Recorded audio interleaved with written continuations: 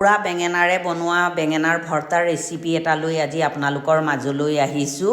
এই ৰেচিপিটো ইমানেই টেষ্টি হয়, আপোনালোকে এবাৰ ট্ৰাই কৰি চাব, তেতিয়া গম পাব। প্ৰথমতে বেঙেনা দুটা মিঠাতেল সানি গেছতে ধুনীয়াকৈ পুৰি ল'লোঁ আৰু ঠাণ্ডা হোৱাৰ পাছত ইয়াৰ বাকলিটো গুচাই বাউল এটাতে মিহি মিহিকৈ কুটি ল'লোঁ। ডাঙৰ চাইজৰ পিঁয়াজ এটা মিহি মিহিকৈ কুটি দিলোঁ। ভৰ্তাত যিমান পিঁয়াজটো সৰহকৈ দিয়া হয় খাই ভাল লাগে। আদা নহৰুৰ পেষ্ট আধা চামুচ, জোখ অনুযায়ী নিমখ হালধি, জিৰা গুড়া আধা চামুচ, ধনিয়া গুড়া আধা চামুচ, কাশ্মীৰ ৰেড চিলি আধা চামুচ, ধনিয়া পাত অলপ দিলোঁ, ডাঙৰ চাইজৰ বিলাহী এটাও দিলোঁ, কেঁচা জলকীয়া দুটা, ডিম দুটা দিলোঁ আৰু এতিয়া গোটেই মিশ্ৰণটো চামুচ এখনৰে একদম ধুনীয়াকৈ মিক্স কৰি দিলোঁ। আৰু এইটো ভৰ্তাৰ মিশ্ৰণটো যিমানেই ভালকৈ মিক্স কৰা হয় ভৰ্তাটো খাই তিমান ভাল লাগে। কেৰাহীত তেল গৰম কৰি গোটা জিৰা ফুটাই দিলোঁ আৰু বেঙেনাৰ মিশ্ৰণখিনি দি দিলোঁ।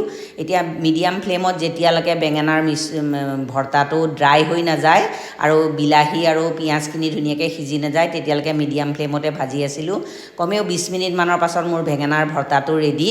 আৰু ৰেচিপিটো কেনে পালে জনাব। যদি এই ৰেচিপিটো ভাল পায় লাইক, কমেণ্ট, ছাবস্ক্ৰাইব, শ্বেয়াৰ কৰি দিব আৰু মোৰ পেজটো ফ'ল' কৰি দিব। আজিলৈ ইমানেই, বাই।